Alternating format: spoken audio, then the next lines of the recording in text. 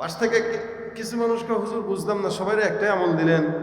দেখবেন কিছু ডাক্তার আছে এলাকায়, হাতুড়ে ডাক্তার, জ্বরের জন্য যাবেন না পা এক্সট্রা, মাথা ব্যথার জন্য বলবেন না পা এক্সট্রা, পেট ব্যথার জন্য না পা এক্সট্রা, মানে হে না পা এক্সট্রা দিয়েই চলে, বুঝি একটাই।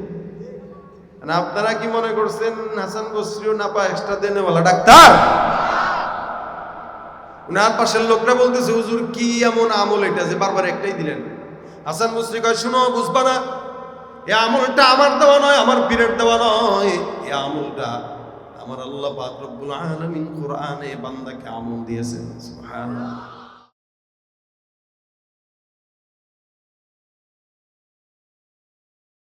বন্দেগানে খাসে আল্লাহ মুলগুয়ুব দরজাহা জানে জাওয়াসিসুল কুলুব যে মিসর শবু এ পীরাহান শানিদি চরাদর চাহে কিনানশ নদীদি।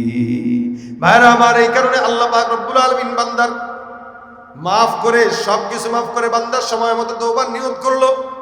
আল্লাহ বলেন জমিন তুমি লম্বা হয়ে যাও, ফেরেশতারা মাপ রাস্তা মাপা আরম্ভ করে। এক হাত, দুই হাত, তিন হাত করে করে তাকায় দেখে বান্দার রাস্তাটা জান্নাতের দরজা পর্যন্ত লম্বা হয়ে গেছে। এই রাস্তা কোন দিকে বেশি রে? কয় জান্নাতের দিকে বেশি। আল্লাহ কয় জান্নাতের দিকে বেশি তো কথা বলোস কেন? তাড়াতাড়ি জান্নাতে ঢুকায় দে। আরে নবী এই গল্প সাহাবীদেরকে বলছে, তাও কার? বলে বনি ইসরাইলের ঘটনা। বনি ইসরাইলের লোক যদি 100টা খুন করার পরে তওবা করার নিয়ত করে জান্নাতে হইতে পারে, আপনি আমি তো অবশ্যই জান্নাতে হব ইনশাআল্লাহ, কারণ আমরা আখিরি নবীর উম্মত। নবী বলেন সব নবীর উম্মতরা পিছনে থাকবে, তোমরা আগে আগে জান্নাতে ঢুকে যাবে। সুবহানাল্লাহ, আগে আগে জান্নাতে ঢুকে যাবে, তোমরা আগে আগে জান্নাতে যাবে, কারণ তোমরা আমার উম্মত। আমার দাম যেমন তোমাদের দামও তেমন, কিন্তু তওবার নিয়ত তো থাকতে হবে। ইস্তেগফার আল্লাহ পাক কি কারণে বলেন? এক নম্বরে বান্দা করবে কি? ইস্তেগফার। কি? আস্তাগফিরুল্লাহ, আস্তাগফিরুল্লাহ। এক নম্বরে ইস্তেগফার, দুই নম্বরে তাওবা। ইস্তেগফার করলাম আর গুনাহ করব না, আর আল্লাহ মাফ করে দাও। তাওবা করলাম আল্লাহ আর কোনোদিন গুনাহ করব। ইস্তেগফারের দ্বারা কি ফায়দা? রাসূল সাল্লাল্লাহু আলাইহি ওয়াসাল্লাম বলেন মান লাজিমাল ইস্তেগফার জাআলাল্লাহু লাহু মিন কুল্লি হাম্মিন ফারাজা ওয়া মিন কুল্লি দিকিন মাখরাজা ওয়া রাযাকাহু মিন হাইসু লা ইয়াহতাসিব। কেউ যদি ইস্তেগফারকে জবানে লাজিম বানায়, শুনেন, কেউ যদি ইস্তেগফারকে জবানে কি বানায়? লাজিম মানে বুঝেননি? আবশ্যক। কি? আবশ্যক, জরুরি বানায়। রাসূল বলেন আল্লাহ পাক তার সমস্ত পেরেশানি দূর করে দিবেন। টেনশনে নাই এরকম কেউ আছেননি? আছেন? টেনশন নাই এরকম কেউ আছেননি? কম বেশ সবার টেনশন আছে, পেরেশানি আছে। দুই নম্বরে যদি সংকীর্ণ পথ থাকে, যেটা বাধা আছে, এরকম কোন বিপদগ্রস্ত মানুষের জন্য আল্লাহ পাক রহমতের দুয়ার খুলে দিবে। তিন নম্বরে বান্দার যদি রিজিকের অভাব থাকে, এমন জায়গা থেকে রিজিকের ফয়সালা করবে বান্দা কল্পনা করতে পারবে। হাদিসটা আমার রাসূল বলছেন, মিথ্যা না। কি? হাসান বসরির নাম শুনছেন? দেখেন, এটা বললে শেষের দিকে যাইতেছে, খালি মাথায় রাখেন যেন কথাটা বাসা পর্যন্ত নিতে পারি। হাসান বসরি রহমতুল্লাহ আলাইহি একবার বসছেন খানকায়, একটা লোক ঢুকছেন, ঢুকার পরে ডাক দেয়া কয় হুজুর আমার এমন কোনো গুনাহ নাই যে গুনাহ করি নাই, একটা ছোট্ট আমল শিখাই দেন যে আমলের কারণে আল্লাহ পাক আমাকে জান্নাত দান করবেন, মাফ করে দিবেন। হাসান বসরি কয় যাও যাও, বেশি বেশি ইস্তেগফার করো।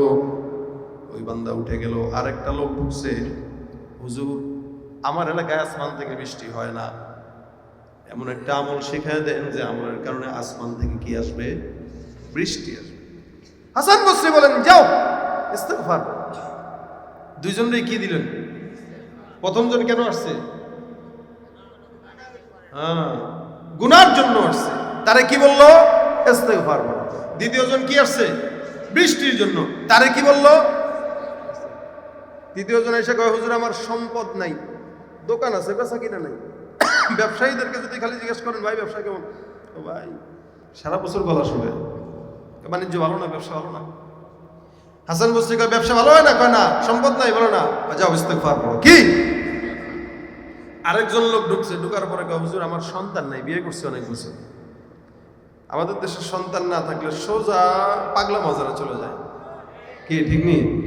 খাজার দরবারে মাজারে যায়, বাবার কাছে সেজদা দিয়ে সন্তান যায়, আর বউরে নিয়ে যায়, বাবা ফু দিয়ে দেয়।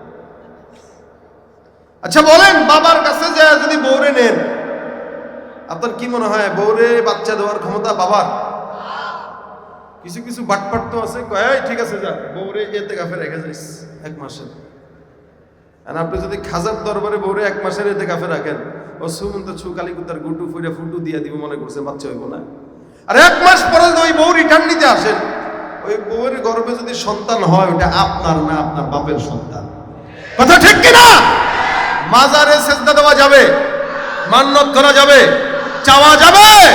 বীরগিরিয়ার মাজার পূজা চলছে দেশটা জুড়িয়া, শিরকি আর ভণ্ডামিতে দেশটা গেছে ভরিয়া। বীরগিরিয়ার মাজার পূজা চলছে দেশটা জুড়িয়া, শিরকি আর ভণ্ডামিতে দেশটা গেছে ভরিয়া। গাজার কলকি টান মারিয়া, গাজার কলকি টান মারিয়া দেখায় খাজার শান। ওরা শিক্ষিত শয়তান, ওরা শিক্ষিত শয়তান, ওরা শিক্ষিত শয়তান। আসনা নাই যেখানে যাই ভেজালেতে ভরে গেছে দেশটায়, ব্যবসায়ীরাও রাতারাতি কালো টাকায় হাত রাঙায়। আপনারা মনে করছেন এক স্বৈরাচারীর বিদায় কইরা দেশ শান্তি পেয়ে গেছেন দেশে? একদল ক্ষমতায় থেকে চুরি করছে, আর একদল নাই, সেই চুরি করা শুরু করছে। আমি উভয় দলেরই চুরি বলবো, আপনারা রাগ করলেও সই, না করলেও সই। যারা ক্ষমতায় ছিল, ক্ষমতা থাকা অবস্থায় তাদেরকে বলছি, এখনো বলবো, সামনেও বলবো, হকের বিরুদ্ধে যারা থাকবে তাদের ব্যাপারে আমাদের আওয়াজ চলবে।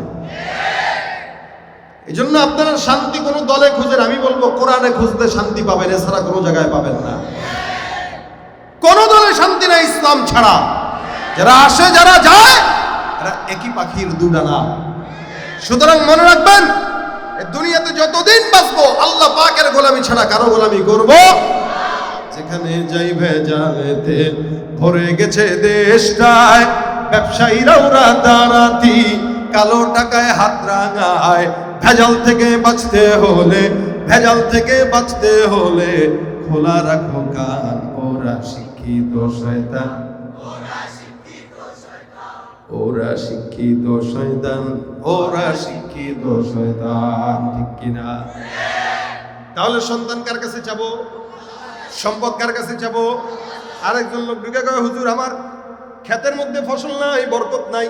হাসান বসরি কয়, যাও কি পড়ো? আরেকজন এসে কয়, হুজুর আমাদের খালের পানি শুকায় গেছে, মানুষ পানির অভাবের মধ্যে আছে। হাসান বসরি রহমতুল্লাহ আলাইহি ডাক দেয়া কয়, যাও যাও বেশি বেশি কি পড়ো? ইস্তেগফার। এতগুলা মানুষ আসলো, সবাইকে একটাই আমল, ইস্তেগফার।